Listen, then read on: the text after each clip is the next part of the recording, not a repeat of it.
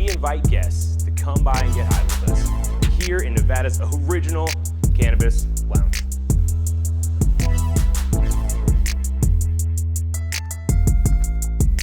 So let's get into it.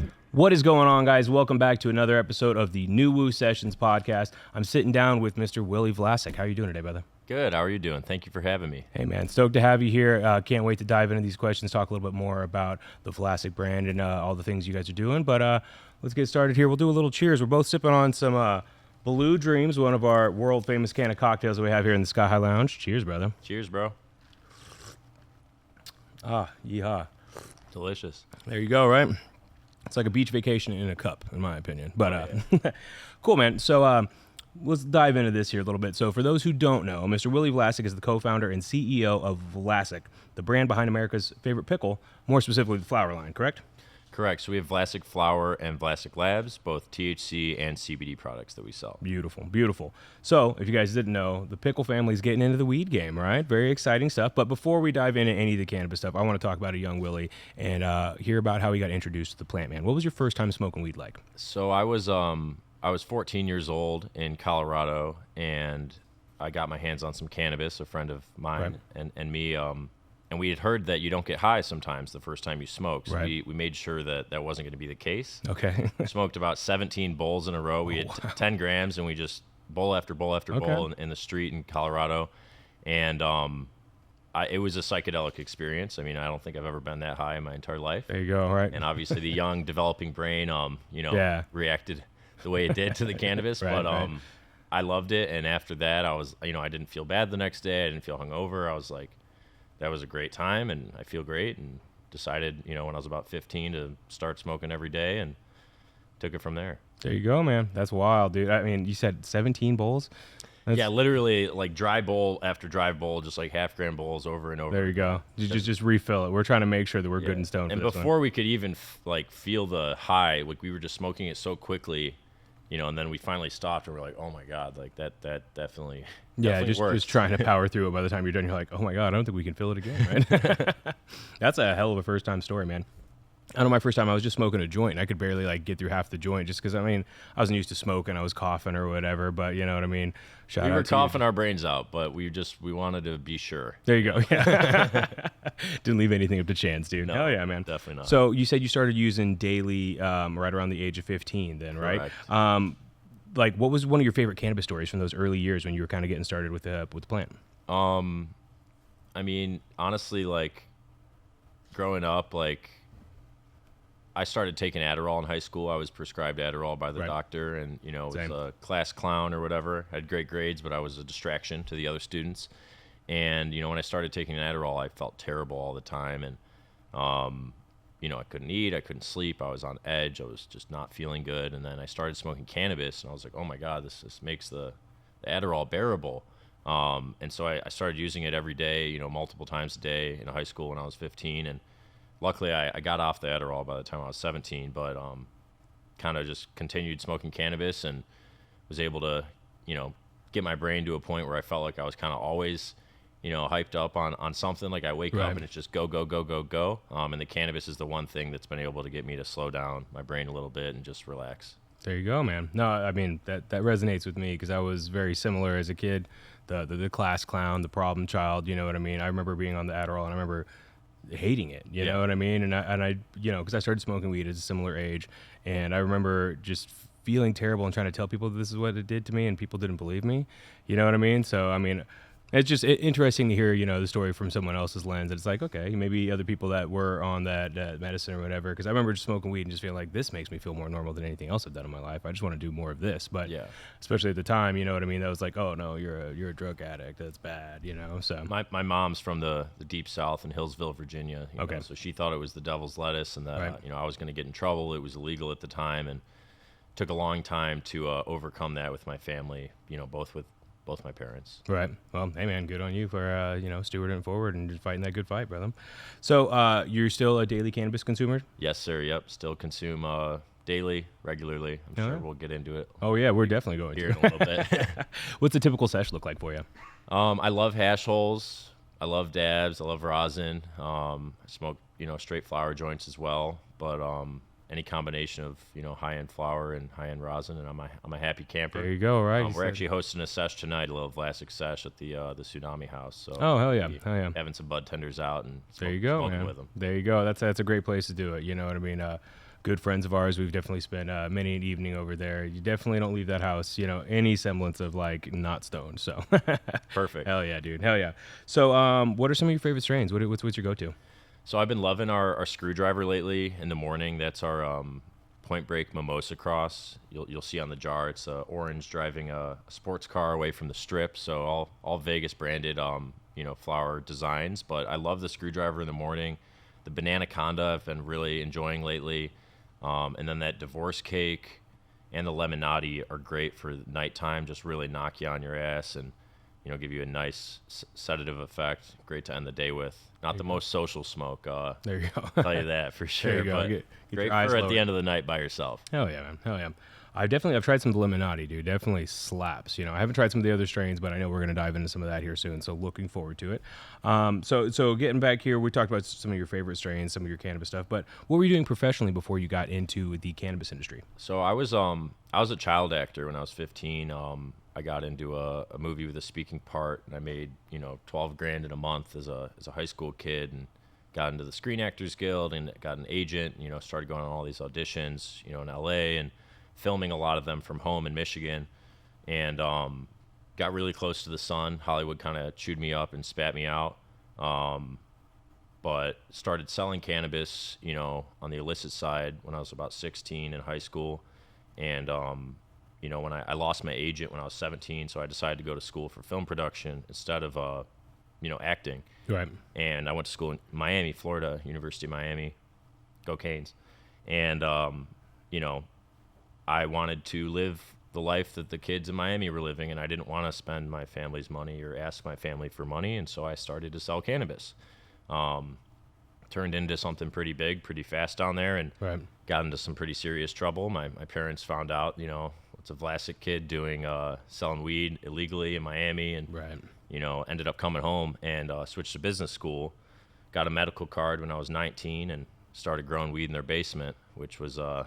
a whole deal in itself. Yeah, I'm sure that's quite a paradigm shift there, huh? Yeah, I got home from school and they didn't trust me to walk the dogs because they thought I was addicted to selling weed, and they were worried I was going to go to jail. And it wasn't even the concern about smoking at that point. And I was a really good son for about 90 days. I let them drug test me. I told them, I'll stop smoking cannabis. I want to grow more than I want to get high. Okay. And if I can pass a drug test for 90 days, you guys should let me grow weed in the basement. And they're like, well, you're not going to stop smoking for 90 days. Like, no way, Okay. So they took the deal, and I cold turkeyed it. It wasn't an easy 90 days, but it was definitely the longest period of my life I went without cannabis, and was well worth it. Got to start growing in the basement. My dad and I each put $1,500 into a closet grow, and just kind of started my story from there. Man, it's a crazy proposal. You know what I mean? That's got to be one of my favorite stories I've heard, though, as far as trying to like convince your parents, like, hey, I'm not a drug addict. This isn't bad. That's a good way to approach it, though. Be like, I'll prove to you that this is more important. You know what I mean? And they'll take the bait because they didn't think you could do it, but you proved them wrong. So it wasn't even about being a drug addict. It was like, you want to do this as a business and the science. Like, you're going to smoke all the weed. How are you going to make any money? Like, gotcha. I was like, well, I could stop smoking weed if I had to. You know what I mean? To pursue this dream, and that was how I convinced them to let me do it.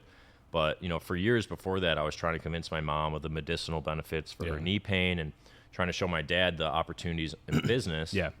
And once their eyes started to open up, the floodgates opened, and we, started doing some things together. Yeah, man, it's cool because you just attack the stigma head on. You know what I mean? And that's what I like about that story. You're like, no, let me show you. There's definitely perks to this. So good on you, man. That's awesome. So this is probably a good point in the show to start maybe actually like consuming some cannabis products, right?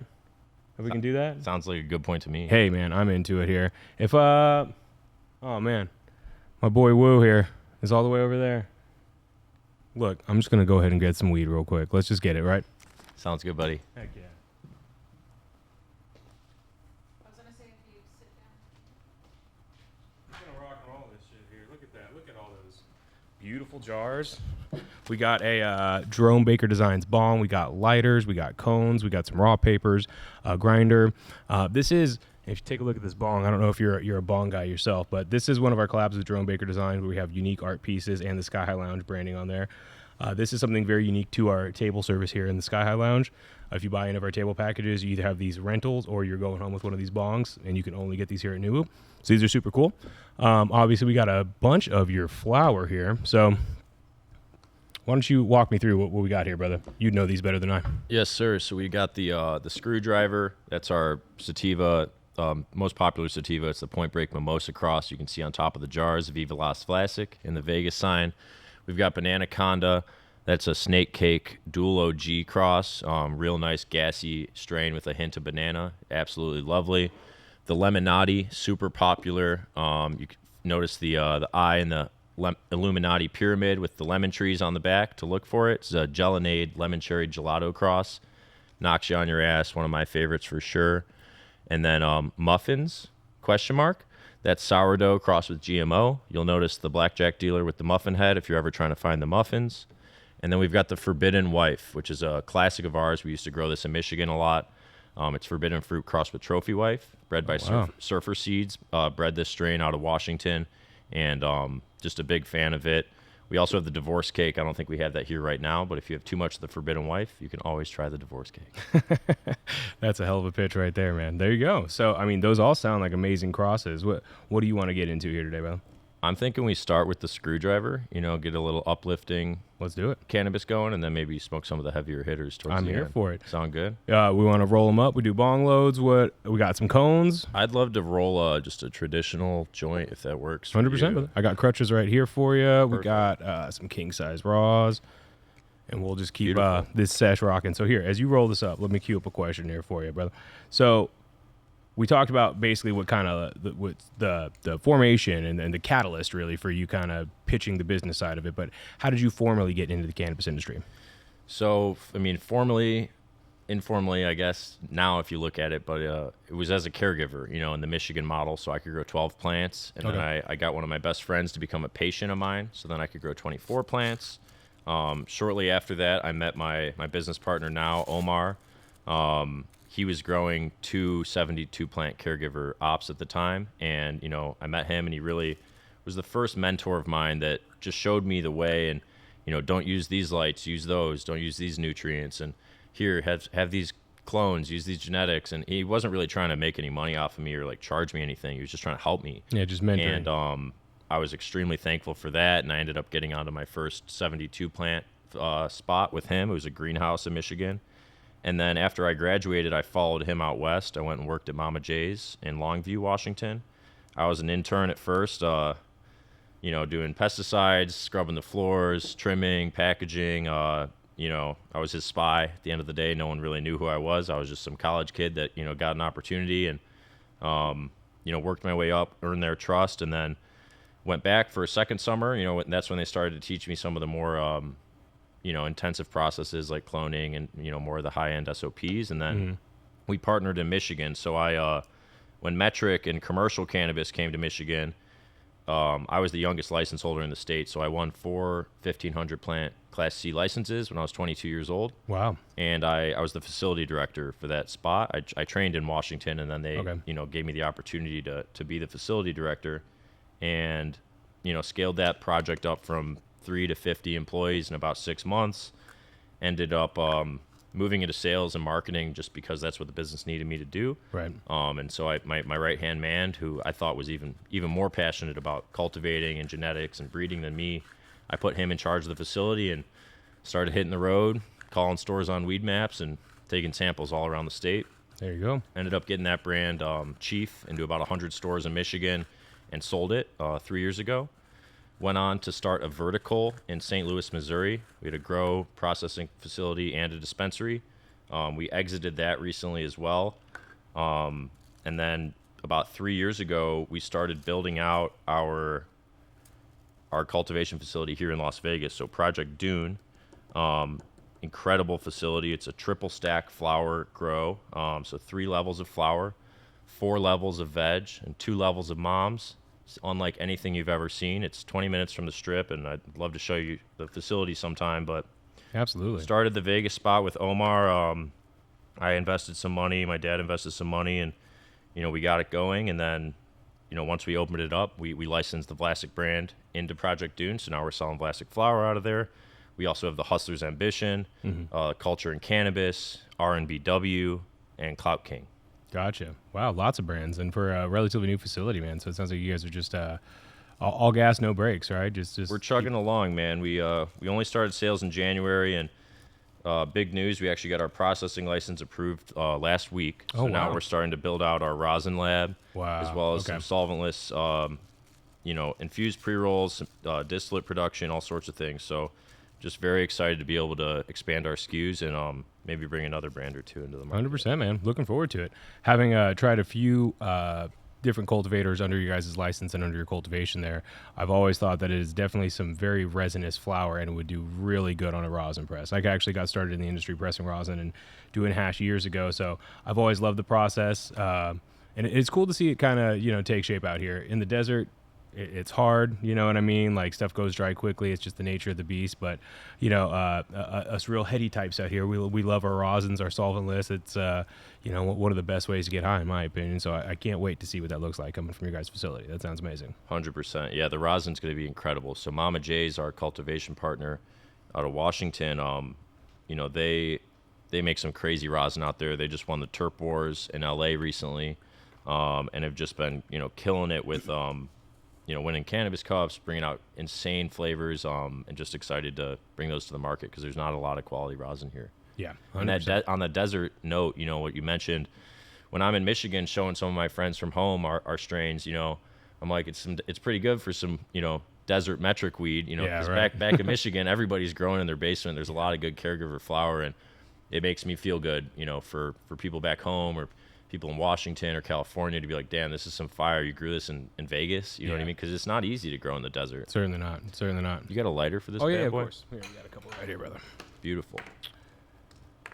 So, to that point, according to your LinkedIn profile, you partnered with your brothers, Joe and Jack Vlasic. What has it been like working with your family on, like, your pet passion project?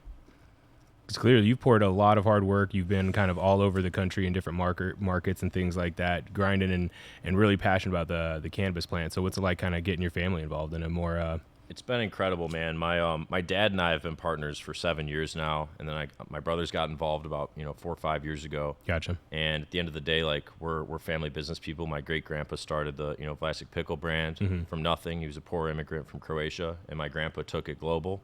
And while we can't take credit for the pickles, we want to hold our products to the same quality. There you go. At the end of the day, that's high quality, safe products that are affordable, especially on the CBD side. Yeah. Medicine like that, non-psychoactive, non-recreational medicine you should be able to replace your prescription with it and not be breaking the bank. Yeah, no, 100%. And that's a cool mission statement to, again, try to, it is the family name, so clearly there's a lot of pride and legacy in that. So to make sure that you're keeping the bar high as you kind of delve into a new market, man, that's a beautiful mission statement. And glad to hear that you're going at it with the brothers there too. That's cool. That's a cool story. Yes, sir. Yep. And we're launching Vlasic Flower in Missouri this spring. So I sold my brand in Missouri, the vertical, but it was a separate brand from Vlasic. So now we're re-entering Missouri for the second time. Okay. But really focused on Vegas, focused on Missouri, and then our national CBD. A lot of folks are like, hey, you should bring your brand to Illinois or Florida, and right. 90 million Americans know Vlasic. Like, we'd love to grow your brand. And right. I'm not trying to rush into a bunch of markets. I want to crush it in the markets I'm in and lock down and expand and bring more SKUs to the market and really be on autopilot, banging it out before we just go enter 5 more markets. Because that's where a lot of these big flower companies have failed. They try to go too big, too fast. The quality control is hard when you're scaling it like that, and especially with all the unique aspects of cannabis in the U.S. here, where it's a state-to-state thing, and the processes, the SOPs, the regs are all vastly different. So I think that's a smarter, more methodical approach. Like, you're playing a long game, So especially if the goal is quality, and you want to make sure that anything that's coming out with your name on it is to the par that you're setting. So that sounds like the approach. And that's cool too, because I'm actually from Kansas City. Missouri is where I was cutting my teeth and getting in trouble being a young weed smoker myself. So, cool to see someone else out here killing it and making good weed happen in my home turf. So hell yeah, it's very different growing in the swamp versus the desert. They're pretty much polar opposites, growing in Missouri versus Vegas. 100%. And the regulations are very strict in both states. Different. Missouri, you can't do these fun, strain art. You can only have 2 logos and 1 color on your jar, and the biggest word has to be marijuana. Oh wow! Yes, that's a Missouri marijuana all the way across the jar. Not quite as fun as Las Vegas. That's wild. I mean, so my favorite thing about the Missouri market that I've seen, just when I've gone home on my trips there, is that they're doing terps. Yep. Which is cool because I don't know of any other markets, and correct me if I'm wrong, but that's actually testing for terps and that you can shop in the dispensary like you're shopping here and really make sure you're getting the medicine that matters to you. I think that's awesome. Again, just the hometown pride. When I go home, I'm like, man, I can shop the same way I do at home. Like, I love that. So. Yep. Yeah, more people need to be tested for terps. We do it out here. It's pretty standard in like Michigan, Missouri as well. It's become more standard. It's a higher price market, so the cultivators can afford to do the extra testing more, but still, at the end of the day, there's plenty of money to be made. An extra few $100 to test for terpenes is not something that people should be avoiding, at the end of the day. Yeah, well, it's going to give you so much more definitive answers than what I'm seeing in the other markets, where this is going to be more of a indica, sativa, and hybrid. As long as the cannabis plant has been around here and we've been crossbreeding it, you know what I mean? The terpenes are going to speak more to the effect that you're going to get. So for sure. Yeah, man. So how many markets are you guys currently in now? So we sell the CBD products in 46 states. Okay. And then 50 online. And then we also have cannabis in Las Vegas, and we're going to have cannabis again in Missouri very soon. And that's it on the THC side. Gotcha. I sold my grow in Michigan about 3 years ago. And, I would like to go to a couple more states in the next few years, but I'm not in a rush. At the end of the day, if you want to try Vlasic Flower, come to Vegas. And next year you'll be able to find it all over the state of Missouri. We also do a golf tournament that we're very passionate about, the Vlasic Classic, with Last Prisoner Projects. We've now raised $100,000 for to help free and reintegrate cannabis criminals into society, a lot of which have been serving 10, 20 years for smoking a joint, like we are right now. Yeah. And we do that in Michigan, Missouri, and now we're bringing it to Las Vegas in October of 2025. Hell yeah. So we do have our 3 golf tournaments around the country. They're all B2B events, for cannabis professionals to network, have a good time. It's a weekend of charity, networking, and fun. So we're really passionate about that. Oh yeah, man. No, that's a beautiful mission statement there. And obviously, we're no strangers to the Last Prisoner Project here, but that's not a small number of dollars there. And is that all just from like Vlasic Labs proper, or is that like just your family's contributions, or? That's all raised by the cannabis company. That's amazing. Most, like about $70,000 of it's from the Vlasic Classics, and then we were a partner of Freedom for them, where we would donate monthly as well, with cannabis profits back to LPP. Mm-hmm. And we're looking at a few more charities that benefit the prisoners, to just spread our dollars around as much as possible in 2025. Hell yeah, man! Good on you. That's awesome. I'm so glad to hear that, because more people. Free Edwin Rubis, check it out. Free Edwin Rubis. You go to the Beard Bros page or Freedom Grow on Instagram. It's fucked up. Please donate. We could use all the help we can get. 100%. 100%. So I wanted to ask one question on there too, because so you're in 2 markets. You're the second being Missouri, which is upcoming, right? What made you want to like plant seeds here in Vegas of all places? It sounds like you're from the Midwest. You've been on the West Coast. You've traveled, but why Vegas? So yeah, I'm a Midwest boy. I do live in Michigan, but I'm out here, very regularly. We've got a team of about 100 people on the ground here now. And this is our global play. At the end of the day, we're very focused on the Midwest and Las Vegas at the moment. It's going to become one of the top, if not the number one, global cannabis markets from a cannabis tourism standpoint, especially with these lounges opening up, especially like the Sky High Lounge. It's beautiful in here. And we wanted to make a play that would help take us nationwide from an exposure standpoint. You know what I mean? Gotcha. Everyone on the map, all of my friends, whether they're in Massachusetts, the Maryland market, the Ohio cannabis market, the Washington market, right, Missouri, they're all going to Vegas at some point. You're not wrong. They're probably going to BizCon, and if they're not, they're coming here for something else. And for me to be able to tell all my friends around the country, you can get my product in all the top stores in Nevada, I literally tell everybody, go to NuWu. It's one of the closest ones to the Strip. Like, just go down to NuWu. They've got you. And it's just nice being able to give access to all of my people across the country, right. and just different people who maybe have seen us on Instagram but haven't gotten to try us because they live in a market where we're not. Right. Those people are also coming to Vegas at some point. You know, like we just gave away some Dead & Company tickets to the Sphere on our Instagram a few months ago, and a kid from St. Louis won them, and you know, came out, got to go to the Sphere, got to get some of our flower, and you know, that's what it's all about to us. That's why Vegas makes sense for us. Okay. No, and that's cool to hear.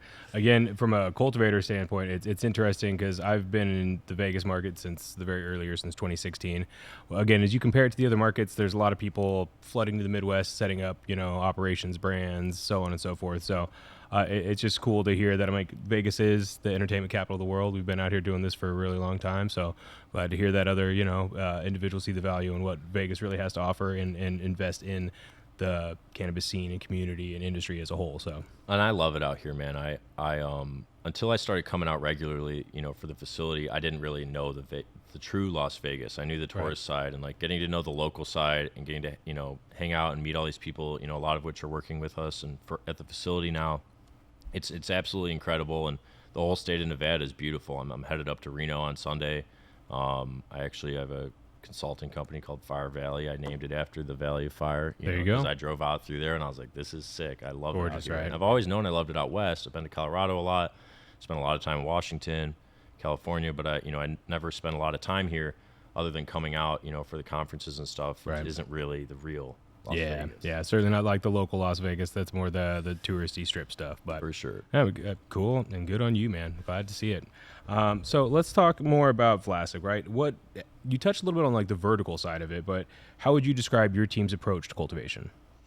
Sure. So, you know, we've been cultivating forever, and personally, like Mama J's, our cultivation partner, has been, you know, growing for 15 years, and I was an employee of theirs. I was a facility director of theirs, and I worked up all the way from the bottom through the top. You know, I have a former MSO facility director on my team who's a sales rep for Vlasic, but he has 15 years of cultivation experience. There you go. At the end of the day, like, you know, we're partnered with who we think's the best cultivator in the country. You know, at the end of the day, Mama J's, who's growing the flower at the facility, and I'm personally like very close with the facility director, the director of sales, the director of fulfillment, you know, trimmers, packagers, people all throughout the facility. I know them very well on a personal level, and I'm very close friends with them. You know what I mean? Some of which I like help bring in, and it's just good to really know the system you're working with. And, you know, from what I've seen, like the triple stack, the Fose lights, the 12 quests per room, the 82 tons of AC per room. Wow. You know, I've helped build out facilities, and I've run facilities that had a very small budget, like duct tape together facilities. Right. At the time, I thought it was the greatest thing on the planet, you know. Right. And when this spaceship opened in North Las Vegas, you know, and I walked through it, and every month I came, every week I came, there's always so many improvements, and just seeing the team, the glue, like the way that, you know, our team just loves each other and loves cultivating the product because we're putting out an amazing product and we're doing it in a really cool, efficient way. Right. You know, it's just a cool place to work. Yeah, it's the growth, you know what I mean? As long as I've been in the cannabis industry, it's what's kept me here all these years later, because you can see the growth in real time, you know? And the people, because that's really what it's all about, you know what I mean? From the people that are growing the plant and investing their hard work into it, to the people that are buying the end result at a dispensary and enjoying it at home to get some relief after a hard day's work. You know what I mean? It's all about the culture, right? 100%. Well, and the collective of brands too that we're building, like having Clout Kings growers like coming out constantly, and like we're growing the Clout King weed like just the way, you know, exactly how they want it grown. Right. Their own growers coming out doing it, and like being able to bring all these incredible cultivators and genetics from around the country, and, you know, plug them into a facility that we built, but with their own SOPs too, to like actually be able to, you know, diversify the brands. You know, obviously having your own genetics and your own branding, like you can be unique in that way, but like if you're not growing the weed differently or actually growing the strains in the best way that those strains should be grown, which is only going to known by the people that have been growing them for 5 or 10 years. So like you could be the greatest cultivator on the planet, but if you've never grown, you know, Bubble Butt or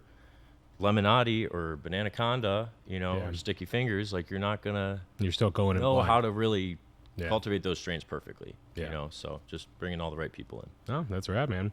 And to that point, describe the team you've built over there. I mean, they're incredible. We've, like I said, we have about 100 people now out of the facility. 3 shifts. We're running shifts. 3 8-hour shifts. We have a graveyard shift. There's people there at night. There's people there on the weekend.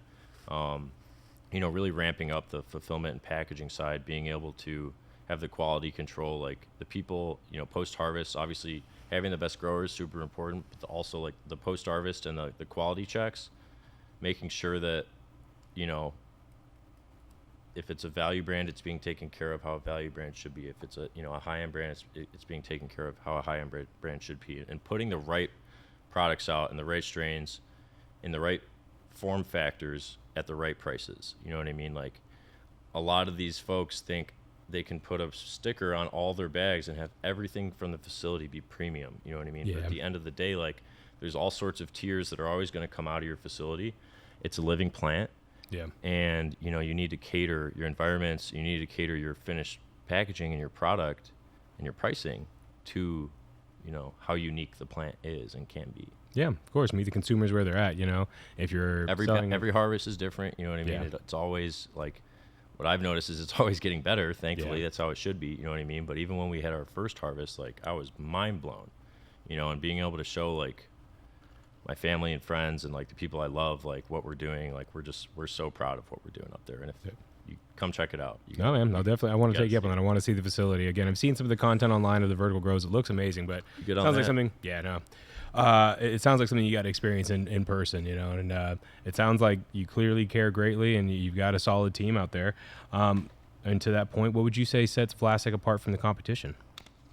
At the end of the day, our genetics and our know-how, the facility itself, the technology, obviously, and the team, but we've brought some really unique genetics in. The screwdriver, we bred this ourselves. I did actually. It was a caregiver breeding project out in Michigan, and then the muffins as well we've bred, and then the rest of the strains we've hand selected over the years from cultivating them, purchasing them, smoking them, Right. like having friends that cultivated them, and then trading them something for this state so that we can use that in another state, and Right. keeping it unique in the markets and not just like letting the genetics Yeah, I'm not coming out with like wild, a Blue Dream or a cookies or something like that. You're trying to offer something unique. I got to say the flavor on that screwdriver, man, is amazing. I'm still just the resin on my lips right now. It's just like berries and fruit. It's just it's a great blend, man. Yep. The high too. I'm starting to feel it, brother. Yeah, it's getting me where I'm trying to go. I'm feeling it, Mr. Crab. Hell yeah. So you've been doing this for a while. What changes have you noticed in the market over the years? It's gotten a lot more competitive, obviously. I mean, compression, like it used to be like if you had a license, you could just grow weed and put it out there and like you'd make money. You know what I mean? Like, and it's a good thing at the end of the day. Like, it makes it more difficult running a business, and you need to be like extremely efficient everywhere you can be, but still with compassion and empathy. But for the customer, it's great. I mean, the amount of options there are now, like a lot of bad actors, have gone away because people realized like what they were doing wasn't good, Exactly. And so, I mean, I'm all for it. Michigan could use more regulation and more compliance, and part of the reason I really enjoy the Nevada market is because they hold the license holders accountable, and they, like at the end of the day, like it's not just the wild west. Like Michigan, like there's 1,200 dispensary licenses. People get a slap on the wrist, if they do something non-compliant, where like, out here and in Missouri, like, it's highly regulated, which it should be, and at the end of the day, I wish the hemp industry was highly regulated like that. Yeah. What's happened with the psychoactive D9 psychoactive hemp products is insane. And I own a hemp company, Vlasic Labs. Right. We sell CBD products, CBG, CBN. None of them are psychoactive. We sell products for dogs, people, and at the end of the day, like, it puts a bad rep on the hemp industry. It hurts the cannabis industry, and it hurts the end consumer, because like that is putting out products that are not being checked or regulated in gas stations and all over the country. So. Oh yeah. It's been crazy to see, but I mean, you see it firsthand. I feel like in markets like California, where the things like the pop-up dispensary are extremely common. Where again, the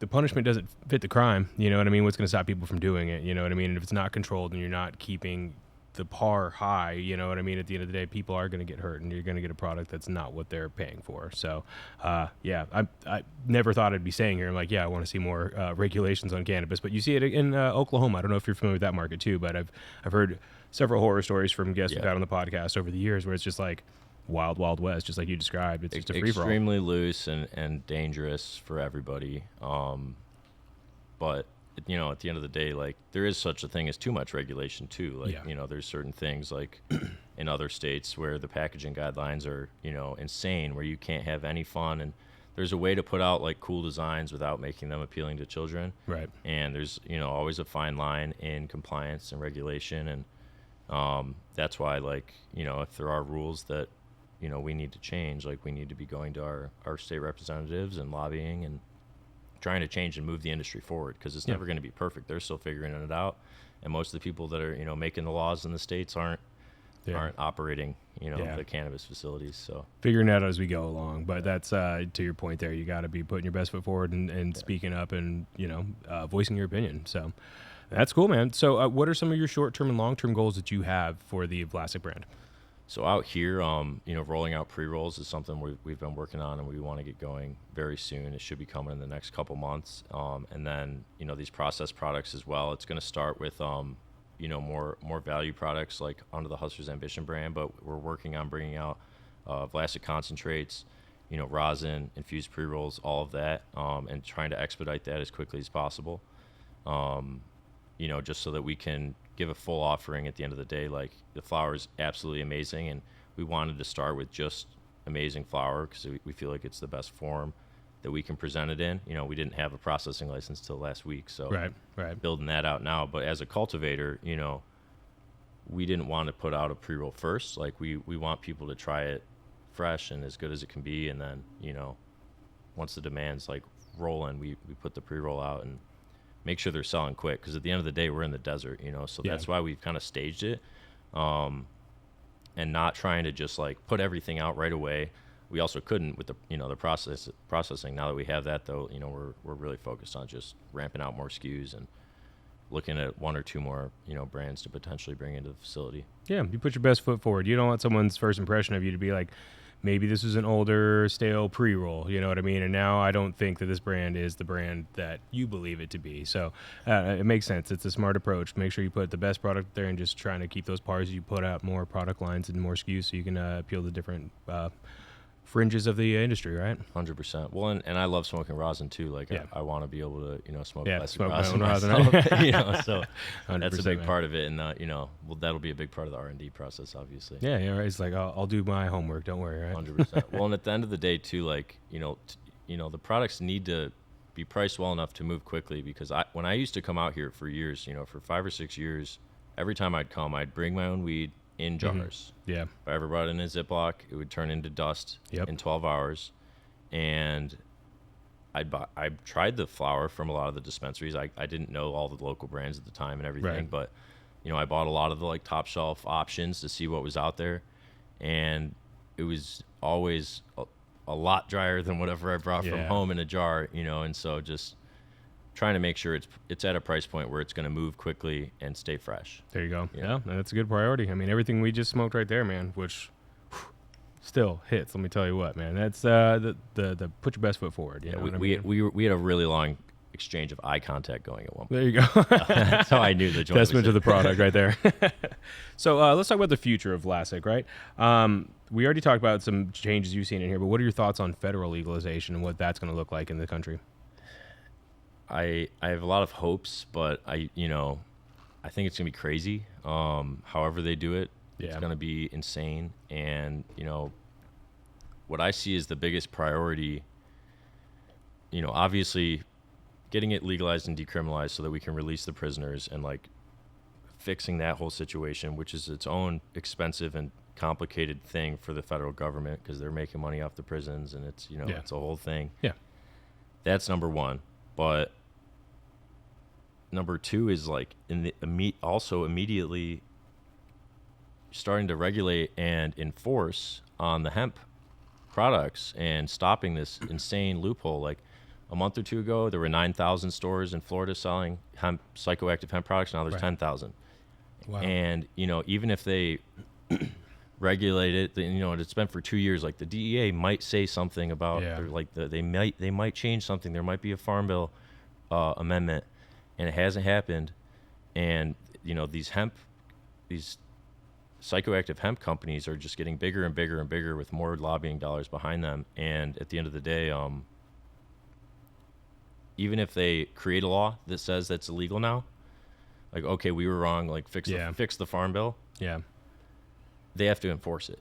You know what I mean? And they have to, like, how are they going to enforce that? There's just, you know what I mean? And there's always going to be people like in New York, you've heard about the illegal dispensaries that get shut down and open up around the block, or they open up, they just pop up and disappear. And, it's just like a new illicit market. It's the illicit market that hasn't been able to go into the regulated market, and they're doing a lot of the things the wrong way and the easy way. Yeah. And doing it through like a legal loophole. Yep. But it's a big problem. You know what I mean? Yeah. Well, because you're profiting off of ignorance. You know what I mean? We see it here in Vegas, just down the street, right? There's CBD shops. There's the hemp shops there on Fremont Street Experience. You know what I mean? Just capitalizing on tourists' ignorance, that the fact that this isn't CBD products. You know what I mean?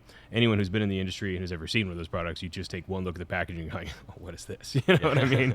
But it does a disservice to the industry as a whole, just kind of like you touched on there. Like, what is that person experience who smoked that $40 infused, hemp joint? You know what I mean? When they're done, they're like, well, my throat hurts and that didn't really do anything. Man, dispensaries in Vegas suck. You know what I mean? It just hurts the industry as a whole. So, yeah, I definitely I agree, and I hope whatever they do fixes some of that, because it's been wild, man. You go to the Champs Trade Show, it's like all my compliance like alerts are going off. I'm like, why is that just a giant jar full of weed? You know what I mean? What's in that vape they're hitting right there? It doesn't make sense. Champs was insane for me. I went a couple years ago as just to like kind of walk around. Like, I have a CBD company. We mostly sell to regulated dispensaries, right. 600 across the country. And I was just mind blown when I went to Champs. I was like, what the hell is going on here? I mean, like, it was just like a, spice, HHC, nitrous convention, like everything. Kratom. Everything, dude. Everything bad that you can get in a smoke shop. Yeah. was there. You're right. It does seem like a smoke shop on steroids sometimes. But yeah, it's wild, but we'll get there eventually. And it takes, people with brands like yours and with a vision like yours to really just try to steward it forward in an eloquent way that's going to make sense for the next generation, that's going to like hold up. So 20, 50, 100 years down the line, we have like cannabis regulations that make sense, and it is accessible, and it is held to a high standard. You know what I mean? Like, that's the future I want to see for regulated cannabis, right? And that's what people still don't realize. It's an absolute baby. Like, it's still this like weird state by state. And you have this hemp nonsense. Like, it's such a baby. It's like this toddler that's just running around like crazy and just doesn't know where to go. And like the industry is very young still. Yep. And I can't wait to see what it looks like in 20 or 50 years. Hell yeah, man. I should still be around. So yeah, right. He's like, I'm here for it. Right? 20. I'm gonna be smoking. Sure, yeah. Hell yeah, man. So, is there any new exciting developments that we can tell viewers about? We already touched on the rosin, but is there anything else that we haven't touched on? I'm trying to think here. I mean, we've been rolling out some new CBD products. We have a CBD CBN gummy coming, which we're pretty excited about. We also just took a couple of our products USDA organic. So our broad spectrum 3,000 milligram CBD tincture is now USDA organic. Wow. Which we're stoked about. And just for if you don't know, we sell CBN products. We do sleep products. We also do pet products. You can't really find those in the dispensaries out here too much because I don't think they're allowed. But yeah, I don't think we have them. We have them on the website, so you can always get them at VlasicLabs.com. There you go. Make sure you guys tap in with the VlasicLabs.com website and get yourself some awesome CBD products, maybe for your pet. Things you can't get at the dispensary, right? So, cool, man. So this is the part in the show where we ask, what would your advice be if you were talking to a younger version of yourself? What's your advice for the next generation of cannabis entrepreneurs? My advice would be, do it now. Start learning. Don't be hesitant to get in, but you just know, like, whatever you put up, it's a business. It's an investment. 95, 97% of small businesses fail. So anything you invest, you might lose.